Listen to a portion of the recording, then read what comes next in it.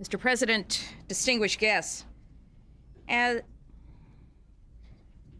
one of the greatest challenges facing our nation, as the President has said numerous times, is teenage pregnancy.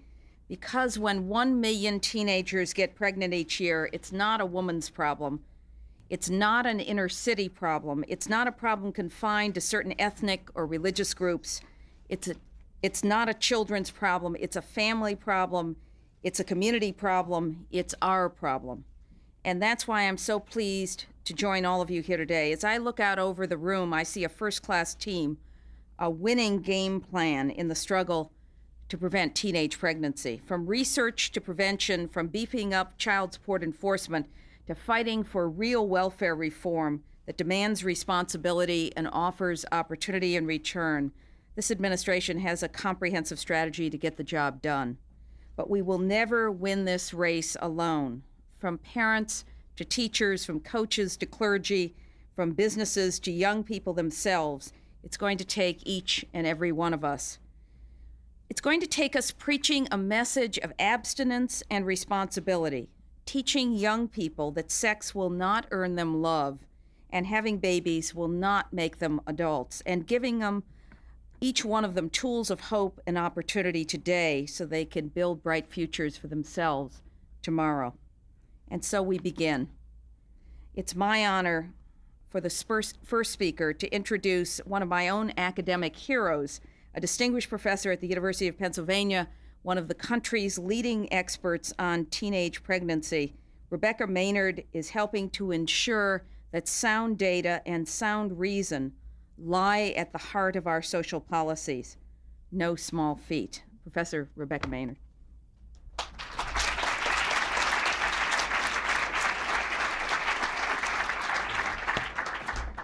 Thank you, Secretary Shalala. Let me begin by thanking you, Mr. President, and Secretary Shalala for holding this event to highlight the seriousness of the teenage childbearing problems in this country, and for providing us with an opportunity to share with the nation the sobering findings from the Kids Having Kids study. I and the scholars who worked on this study, many of whom are here today, also thank Paul Tudor Jones, founder and chairman of the Robin Hood Foundation, and David Saltzman, executive director of the foundation, for initiating and providing ongoing support for this project. The Kids Having Kids research represents the most comprehensive report ever on the costs and consequences of teenage childbearing. It focuses on the consequences of teenage childbearing for the mothers, for the fathers, for the children, and for society. It looks at the effects for the mothers and the fathers over their first 13 to 18 years of parenting, and it measures the outcomes for the children into their young adult years. The study reflects more than 2 years of research by 15 of the nation's leading social scientists. My role has been to synthesize their findings and use them to estimate the financial costs of adolescent childbearing. This study focuses specifically on the consequences of teen childbearing by the 175,000 teens each year who have their first baby before the age of 18. The Kids Having Kids study measures the consequences of having a child before age 18 as compared with delaying childbearing until age 20 or 21, which is still substantially younger than the national average. The study shows that teenage parenting has devastating effects for the families. It creates and perpetuates poverty and hardship. It increases the time mothers spend as single parents. It curtails their educations. And most disturbing, it increases the likelihood that the children are going to face lives of poor health, physical abuse, and neglect. It also increases the probabilities that children themselves will become young teen parents. Society also pays a large price. Young teen childbearing alone costs the taxpayers $7 billion a year. Young teen childbearing, together with the poor life circumstances typically confronting these young mothers, cost society nearly $30 billion annually. These economic costs would have been even higher had we added in the costs associated with childbearing among the 225,000 teenagers each year who have their first baby at age 18 or 19. This study should disturb anyone who cares about children and our nation's future. It should sound a clear alarm to the nation that the children born to adolescent parents are suffering enormous consequences, consequences that, if left unchecked, also will impose significant, as yet unmeasured costs on subsequent generations. The troubles for the children begin before birth and continue into adulthood. The offspring of young teen mothers have a 50% higher probability of being born at low birth weight and subsequently having poorer health. Despite having more health problems, they get less medical care than if their mothers delayed childbearing just a few years. They also do much worse in school.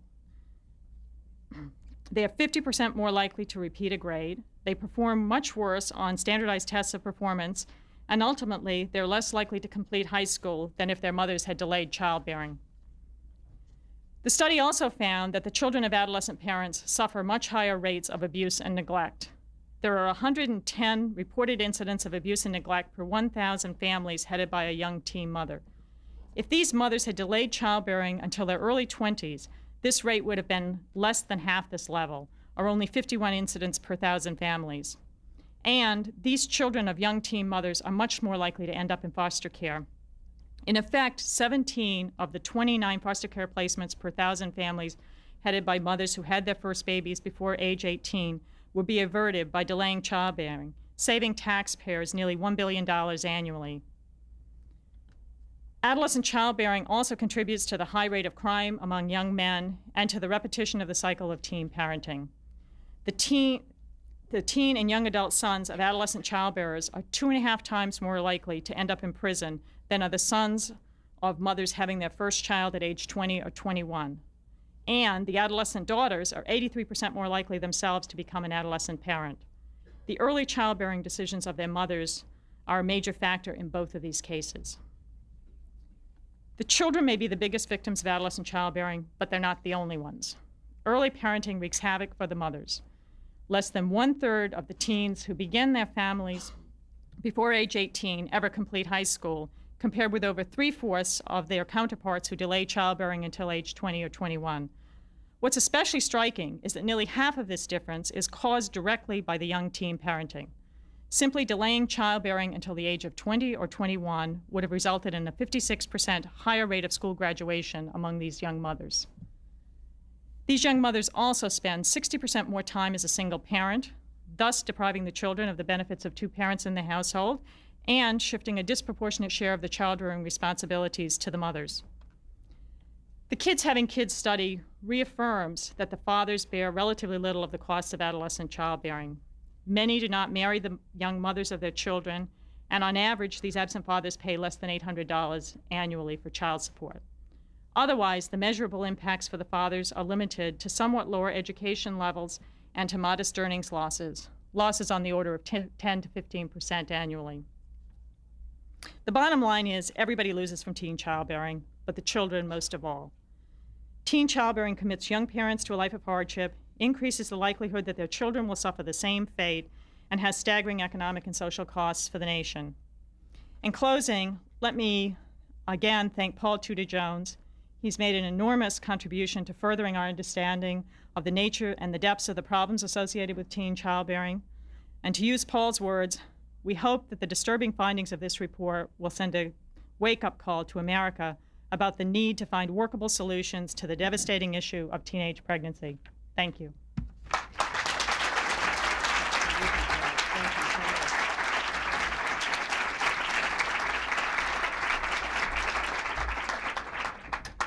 Now I'm very pleased to introduce my friend Tom Keene. Actually, the last time, Mr. President, that I saw Governor Keene was in the rain in China.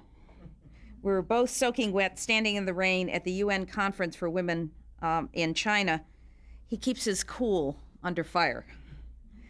Tom Keene, of course, is the former governor of New Jersey, the president of Drew University, a powerful voice for education, for the environment, for welfare reform, and today, as chair of the National Campaign to Prevent Teen Pregnancy, he is helping to galvanize this country against the tragedy of teen pregnancy, community by community, block by block, home by home.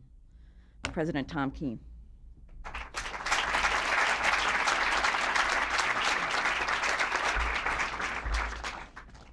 Madam Secretary, thank you very much. And on behalf of the newly formed National Campaign to Prevent Teen Pregnancy, and frankly on behalf of all of us who are concerned about the serious problem of teen pregnancy and childbearing in the United States, I want to congratulate the Robin Hood Foundation for completing the report, Kids Having Kids. It comes at an extremely important time when the nation must focus on this issue, and this report will undoubtedly make a very important contribution to finally solving this problem. The Robin Hood report shows clearly how much the extent and cost of teen pregnancy is a uniquely American phenomenon. It saps the limits and limits the lives of young mothers. It is an epidemic, and that in particular removes hopes and dreams from our children, and in fact also from their children. If there are any doubts about how pressing the need is for action on teen pregnancy, this report may finally lay them to rest. With the direct encouragement of President Clinton, the national campaign to prevent teen pregnancy has been set up with the goal of reducing teen pregnancy by 1/3 over the next decade. We are an independent, nonpartisan group drawn from different walks of life who share a common concern about teen pregnancy and a deep determination to try a wide variety of innovative ways to make a big dent in this terrible problem. It is our job now to move this agenda forward. We'll be working with states and communities, with the media, with religious leaders and scientists, and most importantly with teens and with their parents. By combining all our best efforts, we hope to create a new social consensus in this nation that adolescence is a time for education, hopes, and aspirations, not pregnancy and childbearing with the resulting degradation and despair. Early next year, we'll launch the national campaign in a more formal way. By that time, we will have our board, core funding, and staff fully in place. We are grateful to Senator Nancy Kassenbaum for being a member of our board. We are also grateful to Representative Nita Lowey and Representative Mike Castle for organizing a bipartisan congressional committee to work with the national campaign. In the interim, we again congratulate the Robin Hood Foundation for its wonderful report, and in particular, we thank the President for speaking out on teen pregnancy, for all of us who are determined to reduce pregnancy and childbearing by adolescents. The value of having the President serve as lead spokesman is of immeasurable worth, and we all thank you, Mr. President, very, very much.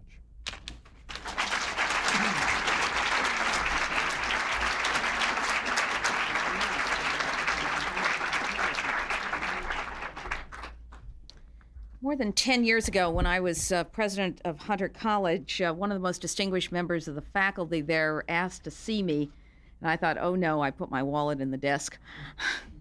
The professor was Dr. Michael Carrera, who was one of the world's greatest experts on sex education and working with teenagers. He's with us here today, Mr. President. And Mike had an idea.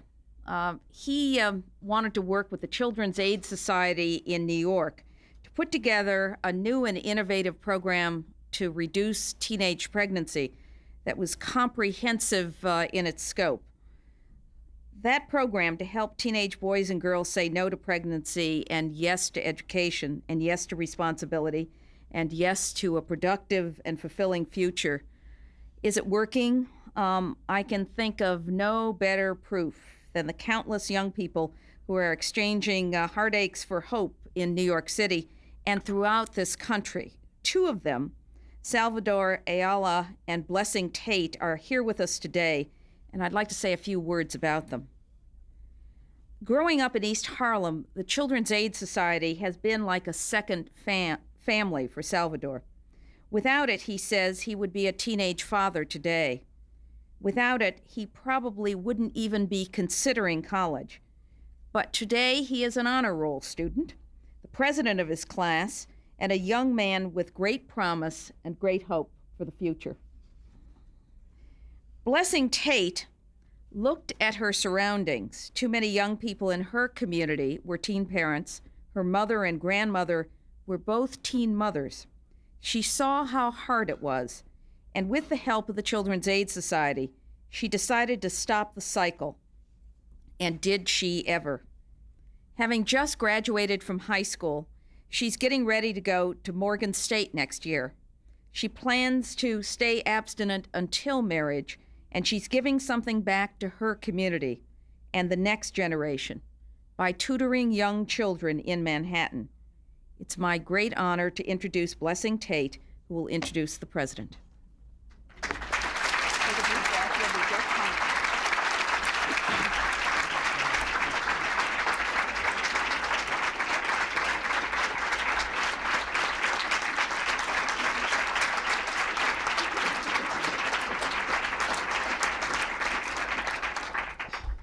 Good afternoon, ladies and gentlemen.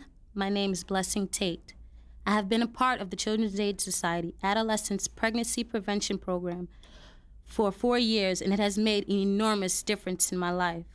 Without the program's activities and support I have received from the staff over the years, I probably would have been a teen parent just as my parents and grandparents were. I have broken that cycle, and now I know where I want to go and what exactly I want to do.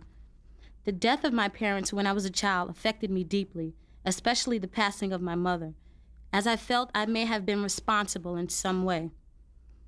While I was in the foster care system, I still couldn't shake the feeling, and it wasn't until I was placed with my aunt in kinship foster care and began attending the Children's Aid Society programs that I began to feel better about myself and my possibilities. In particular, the Children's Aid Society academic program helped me stay in school, get good grades, and in September, I will be attending Morgan State University. Also, this program helped me to understand about my careers, employment, and I will be ready for the world of work. Through their family life and sex education classes, I learned about myself and what is right for me. At this point in my life, I know now I'm not ready for a sexual relationship or to be a parent. In my community, I have witnessed many young people become parents during their teen years, and I have seen how hard life has become for them. We need more programs in America like the one I've been involved in at the Children's Aid Society. I am grateful that the President has commissioned the national initiative to reduce teen pregnancy, and I am so grateful that he is so supportive of teens. We need his support. I'm honored and very grateful to introduce to you the President of our United States, Mr. William J. Clinton.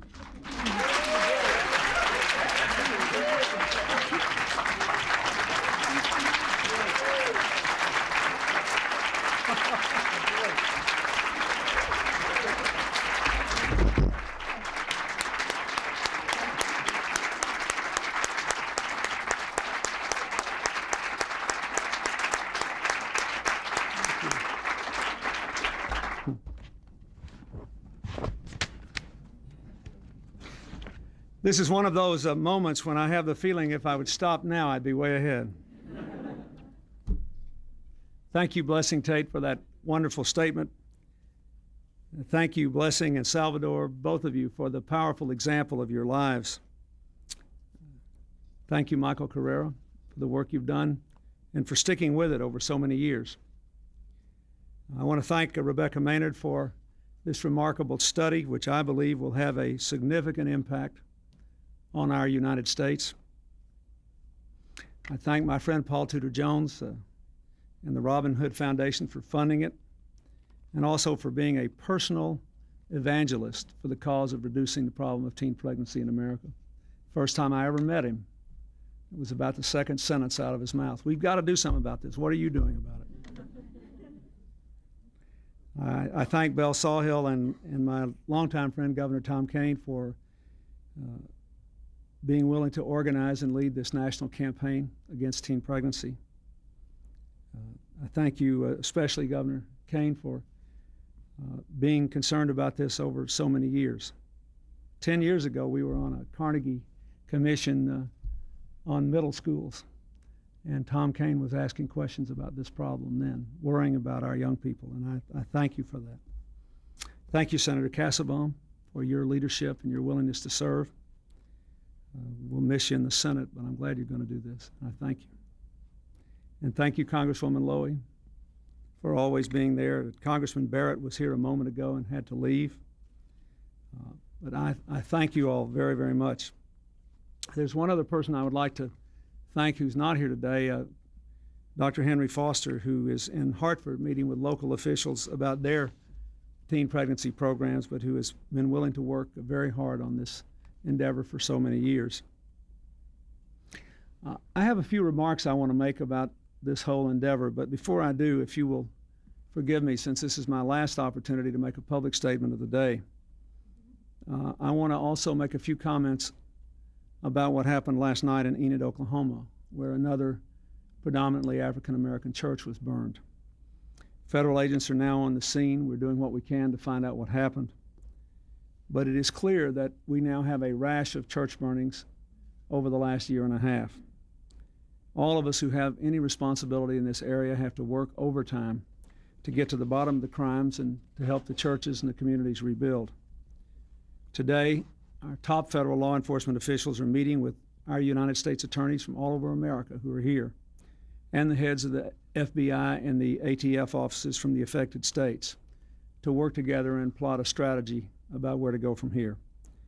The state attorneys general from the affected states will be meeting to coordinate their efforts in the next 2 weeks. In advance of that meeting, I am inviting the governors from all the affected states to come to the White House next week to work together with us to prevent future incidents, to unite our communities, to rebuild the churches that have been burned. I do want to say one more time, this must be an affair of the heart and the mind for America. This country was founded on the premise of religious liberty. That's how we got started. It's in the First Amendment to the Constitution. And we have worked hard for more than 200 years to purge ourselves of racism. It is the cruelest of all ironies that an expression of bigotry in America that would sweep this country is one that involves trashing religious liberty. We have had over 30 churches burned. We have also had one mosque burned. This is wrong, and we must stop it. We are here today because of what you've already heard.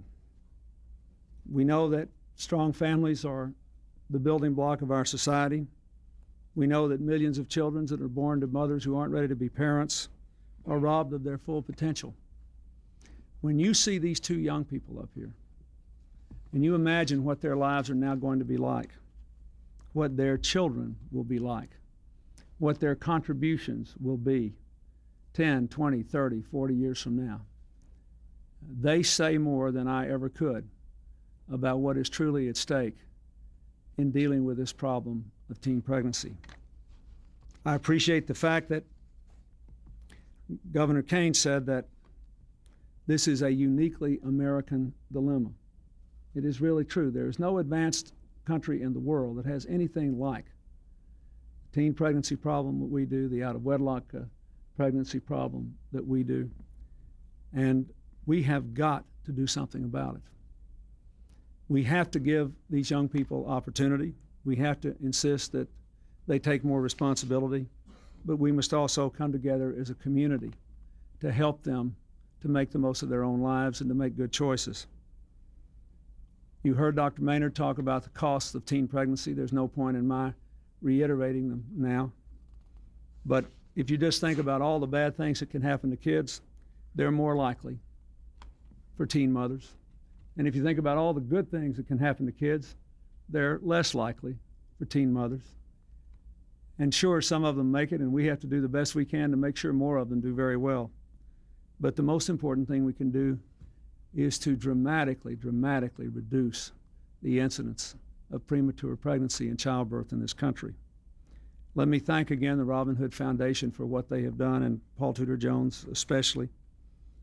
But let me ask you again to think about this. If 1 million teenagers become pregnant each year, we face the prospect of dramatic social decay. If next year we will begin a period of several years when the classes of school children, starting in grade school, are going to be bigger than the classes of the baby boom generation. For the first time since I became the oldest of the baby boomers, and people about 18 years younger than me were the youngest, we are now going to have school children in numbers bigger than the baby boom generation. If we have not done something about this critical matter by the time they are biologically capable of bearing children, even though they should not do so, we will pay an even greater price than Dr. Maynard's study calculates that we are paying today. And it will involve far more than money. So I say to you, I believe there is a community responsibility. As Hillary said in her book, this is one of those problems that it really does take a village to deal with. No one has a right to say we're not responsible for these children. And all of us will be better off if there are more children like Blessing and Sal. We all have a responsibility to do that. I do want to compliment Secretary Shalala for her work on these subjects, not just as the Secretary of HHS, but as you heard, going back for years and years and years before she ever came to this post. I want to thank her and the governors who have worked together on the cause of welfare reform. We have put in place about 62 welfare reform experiments now with 39 states, many of them designed to help young people come to grips with this issue. Ohio's LEAP program, for example, is having a significant impact on helping teen mothers stay in school and get jobs and get off welfare. And I was so impressed with the consequences of it that we issued an executive order ruling that that should be the policy in every state in the country. Stay in school, stay at home or in an appropriate supervised setting, follow a personal responsibility contract, turn your life around. That is what we expect for people who receive these benefits. The other thing we have to do is to take seriously the role in this problem of older men. It's a sad fact that half of all the underage mothers in this country were made pregnant by a man who was in his 20s or even older. Someone who has no business taking advantage of an underage girl. Statutory rape is still a crime in this country. The young women are victims, yet these laws are almost never enforced, even in the most egregious of circumstances. It is time for them to be enforced so that older men who prey on underage women and bring children into the world they have no intention of taking responsibility for are held accountable. There are other things we have to do too. We've come a long way in the area of child support enforcement. Child support enforcement collections have increased by 40% in the last 3 years, from roughly $8 billion to just a little over $11 billion. The federal government, working with the states, has played a role in that. But we can do more. One of the things that there is, as far as I know, absolutely, totally unanimous agreement on in the Congress among all Republicans and all Democrats are the provisions that are now in every welfare reform bill to strengthen child support enforcement. If for some reason we cannot reach agreement on welfare reform this year, and I still hope we can, I believe we ought to pass these provisions that 100% of us agree on so that we can do more to hold people accountable for the children they bring in the world and help these kids get the money they need and help their parents get the money they need to do a good job in raising the children. These are things that the government can do. But we all know that the government cannot solve this problem. The more I dealt with these issues as a governor, the more I became convinced that the only way to deal with them was in a comprehensive way. The way that the New York Children's Aid Society has dealt with them, the way that the national campaign is attempting to deal with them. That's why I ask leaders from our society, from every walk of life, to pull together and form a national campaign to prevent teen pregnancy. Now, Tom Kean said they have an audacious goal to reduce teen pregnancy by a third in the next 10 years, but I believe that's an achievable goal. I believe if every child in America had access to the kind of guidance and support that these two children did, we would achieve that goal and perhaps better it. The work of the national campaign to prevent teen pregnancy is just beginning. I think we should all make a personal commitment to support them, each of us in our own communities. They're going to be doing what all of us should be doing. They'll learn what works, spread the word, and work to replicate it throughout the country. Today, the Department of Health and Human Services is taking a step in that direction by releasing a guidebook called Promoting Promising Strategies. It describes successful programs and outlines 5 important principles that are embodied in every single successful teen pregnancy program that we have evaluated, including, obviously, the one supported by the Children's Aid Society that produced these 2 fine young people here today. First and foremost, community programs must stress abstinence and personal responsibility. A program cannot be successful unless it gives our children the moral leadership they need to say no to the wrong choices and yes to the right ones. Second, programs must help teenagers establish clear strategies about how they are going to move their lives forward. Both these young people have strategies for what they're going to do with their tomorrows. They have dreams. They have a reason to work and look for the long run. Third, and let me just say one other thing. That's saying that it's necessary to have strategies. Let me just follow this through. That means that we have an obligation to help all these kids go to college, among other things. Now, one of the most important proposals that I've made from my point of view is giving families a tax deduction of up to $10,000 for the cost of college tuition and guaranteeing a credit of up to $1,500 for 2 years of education after high school. But that may not be enough for some of these kids that are in trouble and don't have enough money to get from one week to the next. So it's one thing to say they should have a strategy for their future. The rest of us have obligations to help them live up to their dreams. If they're doing the right things, if they're being responsible, if they're making the right choices, we've got to see to it that these children can go to college or go to training school or otherwise pursue their dreams. And all of us have responsibilities to make sure that their decisions have a chance of being carried out. The third thing we have to do is to make sure that parents and other adult mentors are constantly involved in children's lives. And fourth, the program has to bring together many parts of the community, schools, businesses, religious organizations. The chances of success dramatically increase when not just one group is left to carry the whole load. Finally, the programs have to maintain a commitment to the young people over an extended period of time.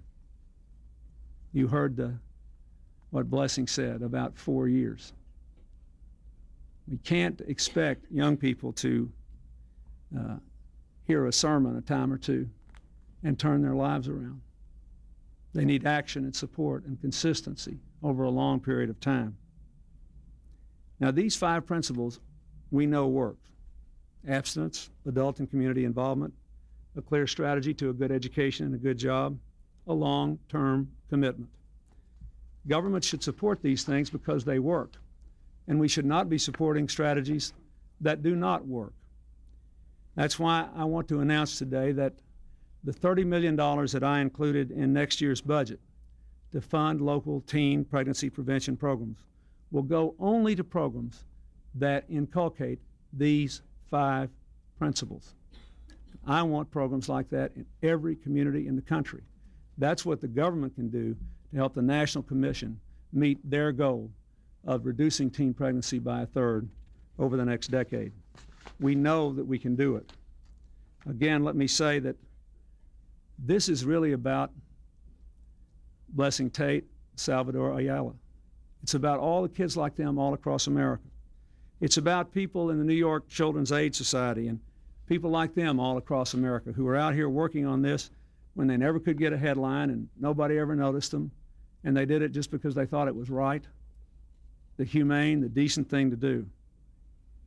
We know that we have to create a new culture, a new mindset in our country in which young people take greater responsibility for themselves, but they understand that in so doing they have more opportunities for themselves, and in which the rest of us take responsibility for the welfare of all of our children, doing that together. No one is too young to be told that the decision to bring a child into the world is the gravest choice they'll ever make. No one is too young to be told that there are consequences to decisions and that one way or the other, people always wound up being held accountable. The basic bargain of our country should be, however, that if you are responsible, there will be opportunity for you. You'll be part of a community of people who care about you, who believe that we must go forward together. Pearl Buck once said, if the American way of life fails the child, it fails us all. For too many children every year, the American way of life fails the child. And one of the ways we see it most gravely is in the epidemic of teen pregnancy. We now have people all over America that are working to turn it around. We have a national campaign committed to it, and we will do everything we can to support all of you good people who are trying to make this country a better place for these two young people on this stage and all the young people in America they represent. Thank you, and God bless you.